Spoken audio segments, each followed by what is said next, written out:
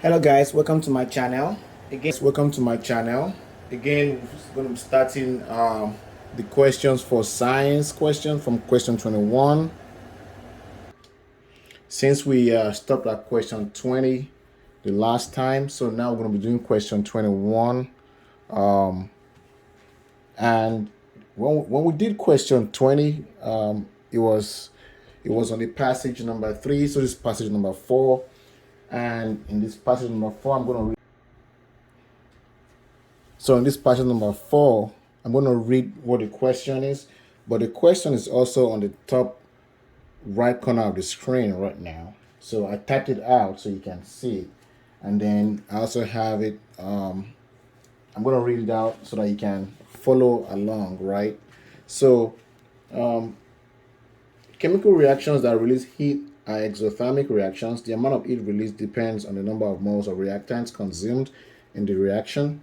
A mole of any substance 6 times 10 raised to power 23 molecules or formula units of the substance. When sodium hypochlorite and sodium iodide are dissolved in acidic water, an exothermic reaction occurs, and they give you the reaction, which is sodium hypochlorite plus sodium iodide will give you products plus heat. So it is that heat that is trying to record. So the student did an experiment to study this reaction. So experiment did 8 trials, and one, a known volume of 0.2 mole per liter aqueous sodium chloride hypochlorite solution was poured into a foam cup. A lid was placed on the cup. And then 2, a thermometer was placed into the solution through a hole in the lid. The solution's initial temperature Ti of 22.0 degree was recorded. Then number 3, the lid was lifted and a known volume of 0.2 mole aqueous solution of sodium iodide solution, also at Ti of 22.0 degrees Celsius, was poured into the cup. The lid was put back on the cup and the solution was swirled, which is they just mix it together, right? The solution's final maximum temperature Tf was measured. The change in temperature was calculated, which is the T, which is the final temperature minus the initial temperature. The data of each trial are shown in table 1, and you see that table in the right top corner of the screen. So you have 8 trials. So they put different volume of sodium hypochlorite and different volume of sodium iodide was mixed together, and then they recorded the different temperatures. So that's just the passage information, and based on that information, you have to answer questions 21 to 27. So question 21 says if a trial had been performed with 60 ml of sodium hypochlorite solution and 40 ml of sodium iodide solution, Tf would most likely have been. So they wanted to find what Tf would have been. So to make it easy, I have this table here of what they've done. So we're given 2 information when NaClO is equal to 60 ml, right? And NaI is equal to 40 ml, right? That's what they're asking you.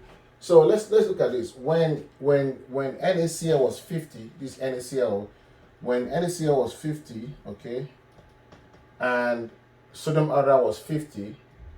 So let me put this on as NaCl, NaI. When they were both 50, Tf was 29, right? Tf was what? 29. Okay. When this one goes up to say 70, this one went to 17 mil, and this one went down to 30 mil, you have Tf as 31.7, right? That means that as I increase my sodium hypochlorite and decrease my sodium iodide, what happens to the number? The number also decreases, right? So the number also increases, right? So that's what happens. But if this one should increase, then what happens to this information increase? See, as sodium iodide is going up from 30 to 50, this number decreases, right? And this one go from 50 to 70, this number increases. So this is what we get. So you now have 60, you have 40 mil. So what do you think is going to happen? This one has gone up. So it has gone up to from 30 to 40, which is in between here, right? It's 60. So definitely your number is going to be before 31. So your number is going to be less than 31.7, but it's going to be greater than what? 29.0, right? That is all you have to do. Just plug in the number. So if I was in an exam, what I would just do is, okay, they gave me 60, they gave me 40. Where does 60 fit in this line? It fits in after 50 you have 60, right? And what does 40 fit in? After 50 you got 40, right? Okay, so in that case, my number must be greater than 29 but less than 31.7. So greater than 29 and less than 31.7. That's what I'm looking for. So that's going to be between 29 and 31.7. That's what my number is going to be. So my answer right here is going to be C, between 29 and 31.7. So that's how you solve that in the exam. You know, you want to just plug in the numbers. Okay, where in this line is 60 and where in this table here is 40. Just plug it in and you know that your answer is going to be here. Very easy. So let's go to question 22. So question 22 says, before the experiment, a student predicted that delta t for trial 2 will be greater than delta t for trial 6. Do the results shown in table 1 support this prediction? So this trial 2, right? This delta t right here. Trial 2 for trial 2. For trial 2, delta t is equal to what? This trial 2, delta t is 3.5 degrees C. And then trial 6, for trial 6, delta 2 is equal to what? 8.6. Right? So, they give you option F. No. Already you know that the delta 2 for 6 is greater than for 2. So we already know that. Or you can put it another way. Delta t for trial 2 is less than delta t for trial 6. So you can easily rule out option A that says yes, delta t for trial 2 was greater. So you can rule this one out of the way. Delta t for trial 2 was 8.6 greater than, so you can rule that. So those two options are wrong, because just from looking at these, you already know that delta t for trial 2 is 3.5 and delta t for trial 6 is 8.6, which means this is lower than this. So you can't even use this at all, right? So the exam that lowers your that removes two options, and that increases your chance of choosing the right option, right? Again, don't forget, in the exam, it is not how well you know, it's how well you can actually answer the right questions, right? So now you have just two options to choose from and make your life a lot easy. So for F, no, delta t for trial 2 was 5.1 degrees C less than delta t for trial 6. So let's see, is that true? 8.6 minus 3.5, right? This is 1. This is 5. So this is actually correct, 5.1. But let's go to G. No, delta t for trial 2 was 8.6 degrees less. No, less than delta t for trial 6. So that's not true. So it's not 8.6 degrees less. It is 5.1 degrees C less. So that is different between that. So your answer is going to be F right here. So this is wrong also. And that's how you answer that. Very, very easy, very straightforward. All you got to do is look at this number and look at this number and take the difference. What is different between two? How less is it? So it's less by 5.1. So delta t for trial 2 was 5.1 degrees C less than delta t for trial 6. So let's go to question 23. So in question 23, in each trial, the total volume of solution poured in the cup was. So if you look at that, the total volume, that is, you're gonna have the volume of NaClO plus volume of NaH. So on this one, you have 0 plus 1, 0 plus 100 is 100. So you have 0 plus 100 is 100. So that means you use 100 ml. For each trial, it's always That's for in each trial. So let's say trial 1, 0 plus 100 is 100. For trial 2, 25 plus 75 is 100. For trial 3, 50 plus 50 is 100. So for each trial, they use 100 mil. So that's your answer. So that's how you solve that question. Question number 24, which is this. It says, consider the trial for which the volume of NaClO, this right here, was 4 times as great as the volume of NaH. For this trial, TF was, so look for the trial that has 4 times the volume of NaI. So if you choose this, that'll be wrong. You can't use this because this is 100 and this is not 4 times, this is 0. If you chose this, you have 75. As a matter of fact, this is 3 times this one, so you can't use that. Keep going down the line. If you come to 80, you will see that 80 NaCl is 4 times the volume of NaI. So was 4 times as great as the volume of NaI, and this is 80 right here. So if you choose 80, you're gonna be working with 80 right here, right? So 6. So at this point, what is the TF for this trial? 6. This is TF right here. TF is 30.6. So this is wrong, this is wrong, this is right, and this is wrong. So your answer is 30.6. Let's go to question 25. Question 25. So for question 25, it says, suppose a trial had been performed with 20 ml of NaClO, sodium hypochlorite solution, and 80 ml of sodium iodide solution.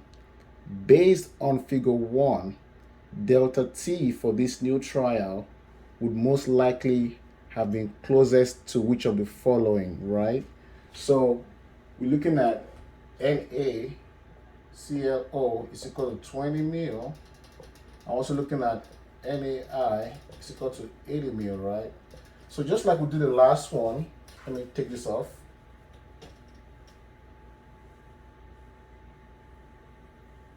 The one we did before, plug in this number. So Na is going to be 20 right here, and NaI is going to be 80 somewhere around here.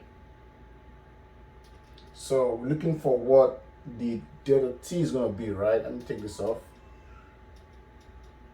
So it's going to be somewhere in between 22 and 25.5. It's going to be in between for TF, and for delta T is going to be between 0 and 3.5. We don't know what it is, but it's going to be between there, 0 and 3.5. So let's go through the option. If you chose 7, if you chose D, you're going to be wrong because it's going to be between these two numbers here, right? So D can be the answer. If you chose C, 5, that's also going to be wrong. So you're only left with A and B, which is between this number 0 and 3.5. If you chose A, which is 1 degree, then what's going to happen if it's 10? If this is 10, so it can't be 1. It cannot be 1, because if you put 1, that means that if it's 10, there's going to be a number here, right? So the only logical answer to choose here is 3, and it's still between 0 and 3. So if you have 20, because this only differs by 5, and this only differs by 5. So if you have 3 here, that makes sense. You can also quickly calculate, if you want to calculate to see what's going to be like. You can use the equation. Say I chose 100 minus 80, and I have 80 minus 75. I can quickly do that calculation. When it's 100, this is 0. When it's 80, we don't know that is x. And when it's 80, I don't know, I call it x. When it's 75, it's 3.5, right? So you can say 100 minus 80 is 20, and 80 minus 75 is 5. It's equal to 0 minus x is minus x, and you have x minus 3.5. So if you divide this by this, you have 4. So that gives you 4 over 1 is equal to minus x minus 3.5.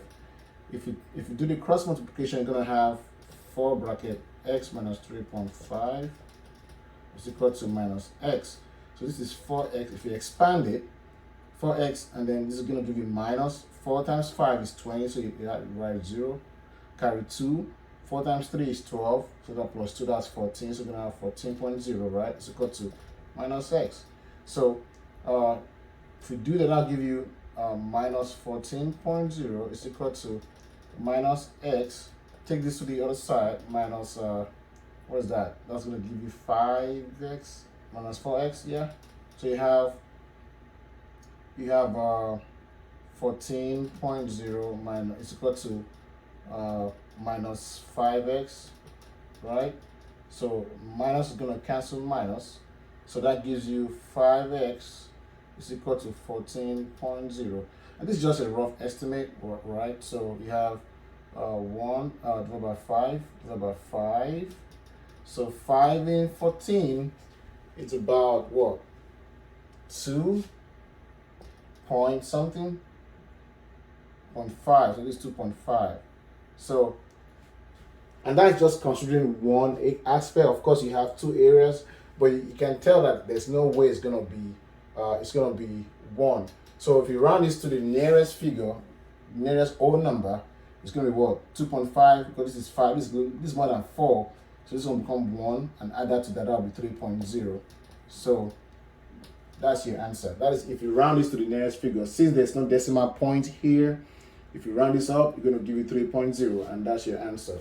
So there's no way it's going to be 1 because it's too close. If you have, it's still going to have 10. If you have 10 mil, assuming they said 5 mil, then it's probably going to be 1. But at 20, 3 is the answer. So that is how you solve. That's how you answer that question.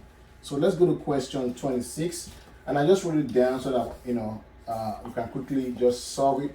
Question 26 says, which of the following statements best explains why delta t was 0.0 degrees C for trial number 8? So this trial number 8, right? This one right here. They're asking what explains why this delta t is 0.0 for trial number 8.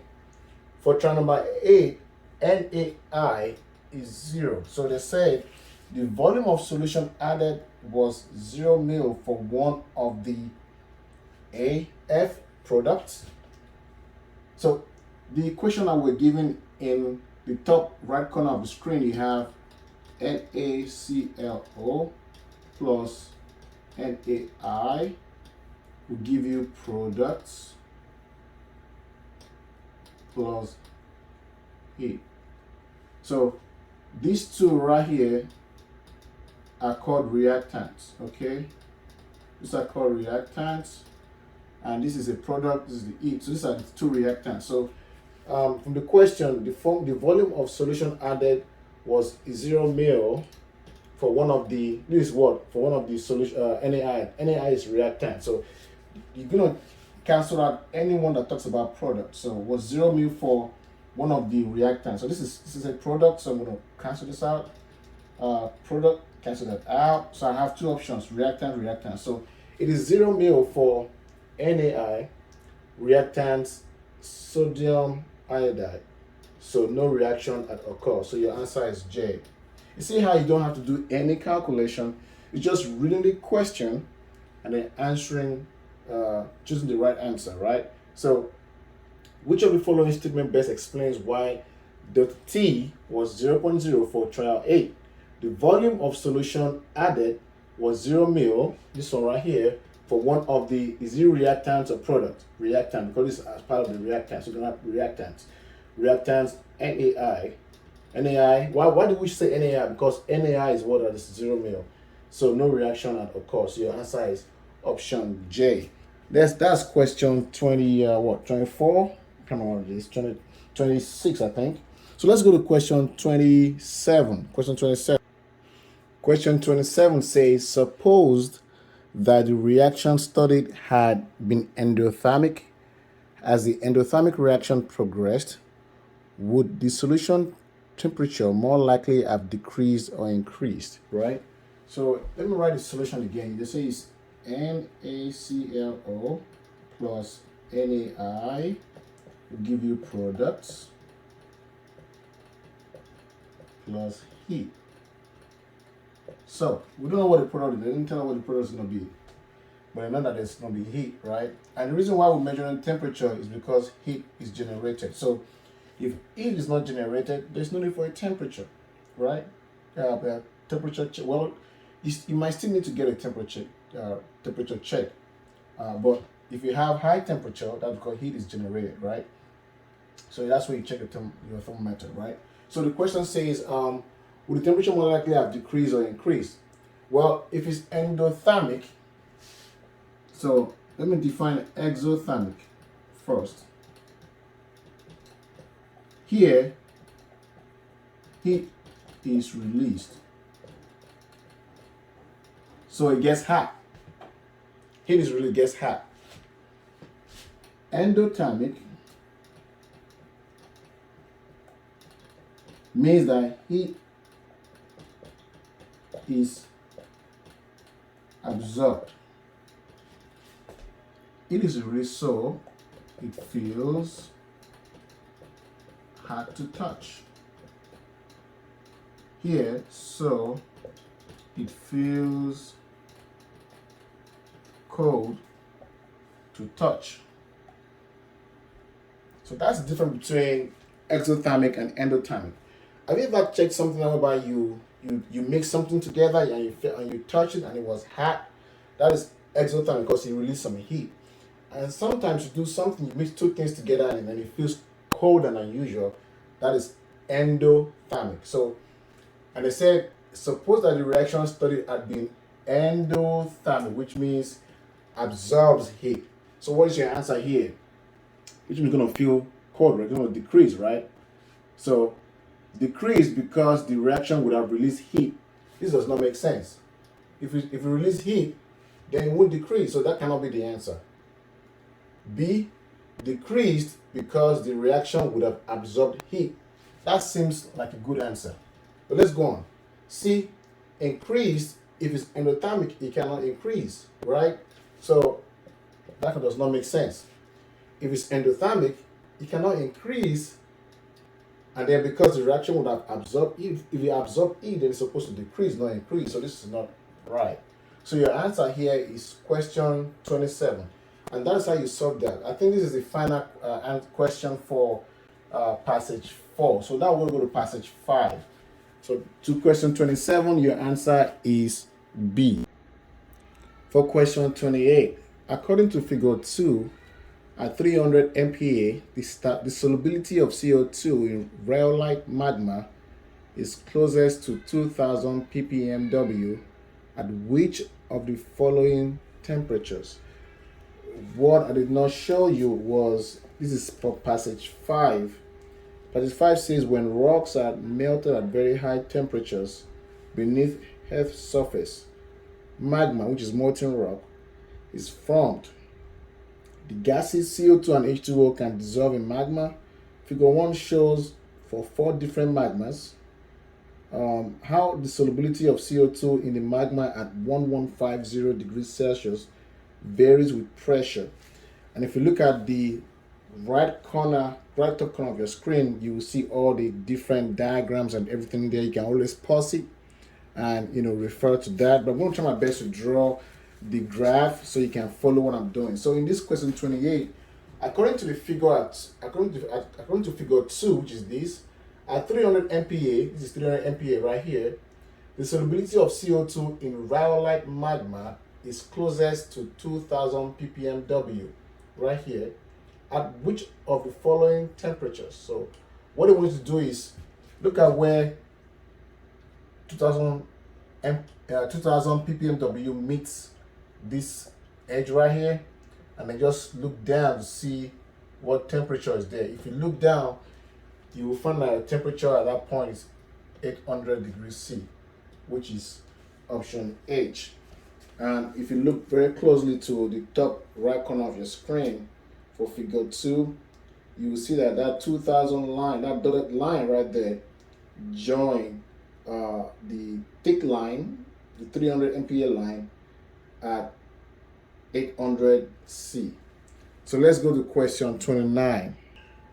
For question 29, based on figure 3, At 750 and 350 MPa, rhyolite magma having a solubility of CO2 equal to 1250 ppmw would most likely have a weight percent H2O that is less than 2%, between 2 and 4%, between 4 and 6%, and greater than 6%. So for this question, all you got to do is very easy, is look at where this is 1125.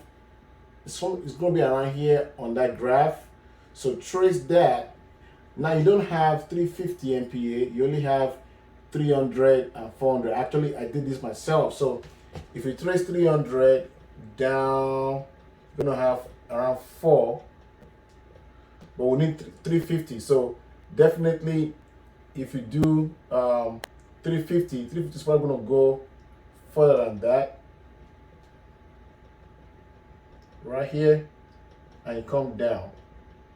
So 350, this is just hypothetically. So it's going to be between 4 and 6.0%. So it's just a matter of you tracing the graph and see what that answer is. So you got to trace it to make sure that you're between that 3 and 350. Because you don't know what 350 is. We're only giving 300 and 400. So we're looking for between them at 1125. Draw the graph, see what it comes to, and I'll extend that graph to if you have 350 and see what it comes to. And that'll be around between 4 and 6. So that's question 29. Question 30. So for question 30, according to figure 1 at 1150 degrees C, the solubility of CO2 in basanite magma and the solubility of CO2 in phtholitic basalt magma are closer in value at which of the following pairs of pressures. So what you got to do is check out the temperature from the graph. Look at where it is 1125, 1150. Find 1150 degrees from this graph right here, and then find the pressure where it crosses the first one, which is basanite. So if you trace down to where that line at 1150, where it crosses that, when it touches that point, it's going to be, for example, 125. And then do the same thing for the phtholitic basalt. I think that one went this way.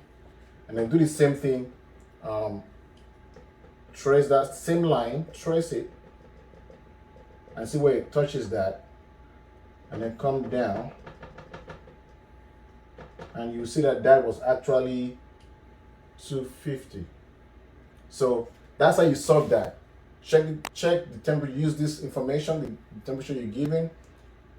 Check that, trace it down to where the line joins the first one, and bring it down to see what not temperature, sorry, this pressure, 125, and then do the same thing for the other one, 250. So your answer is going to be, if you do that using the graph in the top right corner, you're going to get this. If you have the book, I'm working with the ACT Prep Guide 2021-2022. That is where these questions are coming from. Let's go to question 31. For question 31, based on figure 1, which is figure 1 right here, at 1150 degrees C and 150 MPa, the solubility of CO2 in leucitite, I use that as L, magma is approximately how much greater or less than the solubility of CO2 in rhyolite magma. And I use R to demonstrate rhyolite. So if you look at a graph at the top right corner of your screen for table 2 or figure 2, you will see that if you trace 150 on this axis right here, which is the if you trace 150 for rhyolite, where you mix here and you trace it down to this side, which is the solubility here, this solubility here, it's going to be 700. So R, solubility of CO2, is 700. If you trace from that same 150 and trace it all the way up to Leo sites, it's going to give you 3,000. So L solubility of CO2 is 3,000, right? So if you do the math, they said how much greater or less. So of course it's greater. This is L is greater than this. So that would be by how much? 3,000 minus 700, and that will give you 2,300. So it's greater by 2,300. So your answer is going to be anywhere that have 2,300 and greater, and that's going to be B. So your answer is B. And that's how you solve question 31. Let's go to question 32.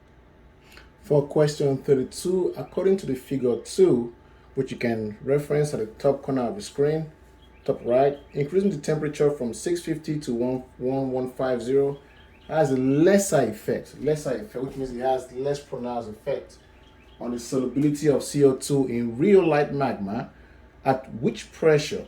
100 MPa or 300 MPa. So if you look at figure 2, for 100, let's stop together. 100 MPa. For 100 MPa, the solubility went down from 800, went from 800 to 400. So it reduced. So it went down by 400, right? By 400 ppmw. If you look at for 200 MPa, when you increase the temperature, it went down from, let's see, from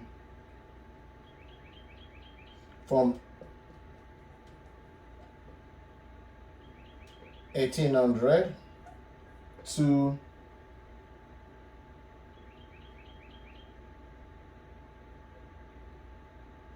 800. So it increased by 1,000 ppmw. And if you look at for 300, I shouldn't have done this, but just trying to explain to you. For 300, it went down from 2,600 to, that looks like 1,300. So that's a difference of about 1,300 ppmw. So they say which one has a lesser effect, which is the minimal effect. Here is a maximum effect because it went from 2,600 to 1,300. That's a huge effect. Here it went from 1,800 to 800. Well, that's a lot of effect. Here it only went from 800 to 400. So that's a lesser effect. So I'm going to choose the one that has to do it by 400. So that means I'm going to ask this one out. This is not part of the deal. I'm going to ask this one out. That's not part of it. So I'm going to have 100 and 300. So which one is it? 300 or 100? I'm going to go with 300, right? So I'm going to go with 100, right? 100 MPa. The solubility of CO2 decreases by about 400 ppmw, which is this one right here. You can't use this because at 300, the solubility did not decrease by 400. It decreased by 1,300. So this can be the answer, right? So your answer is this right here.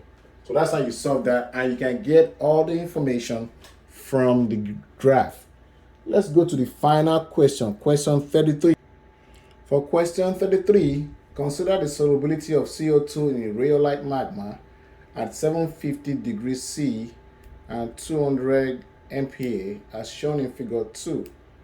According to figure 3, this rhyolite magma has a wet percent of H2O closer to which of the following? So in this case, they want us to look at figure 2 first and then come to use the information we get from figure 2 to go to figure 3. The good thing about these questions from where I started is they tell you what figure to look into. So that would make your life a lot easier. So if you look at figure 2, and you go to 750 degrees C, right, on figure 2, and then you also go to 200, you find that your solubility at that point, solubility at 750 degrees C and 200 megapascal is, at that time I think it was 1500 if I'm right. 750 was roughly 1500 ppmw. So now that you know it's 1500, now what you gotta do is go to table 3 and go to 1500, and so that if you go 1500, so just say this is 1500, you will see a line for 200 come down here. So this is 200 MPa, and you have 0. You have 0.0. So at 1500, when it actually touches at 1500, and that is 0.0, so your answer is 0.0%. That is how you solve that question. Assuming it was at, say for example, 1000, I think 1000 somewhere around here. For 1000, if you, at that same 200, if you check 1000, it's going to be here. It meets the line there. And if you come down, I think it was 2.8 there about, was 2.8%. But for 1500, it was actually touching the line here. It touches here and it comes all the way down, and you have it at 0.0. So your answer is 0.0%. So that is the end of today's class. I'm going to do the next, I think it's 7 questions here about for chemistry. I think it's 40 questions. So we had question 33. The next 7 questions I will do the next class.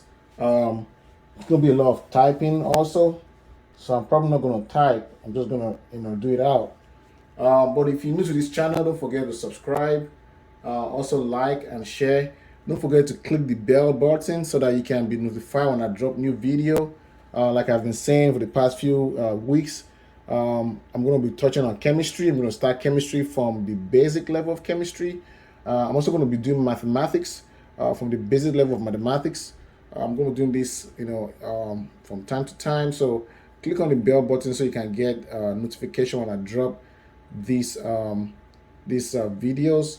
If you have a particular subject in math and chemistry you want me to touch on, you can put that in the comment section. I will be glad to do that for you. Again, thank you for watching my video and have a great day. Bye-bye.